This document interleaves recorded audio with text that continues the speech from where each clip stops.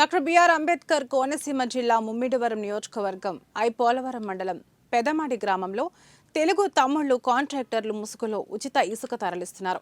ఎదుర్లంక గుత్తిన దీవి రేవుల నుండి పడవల్లో ఇసుక తరలిస్తున్నారు.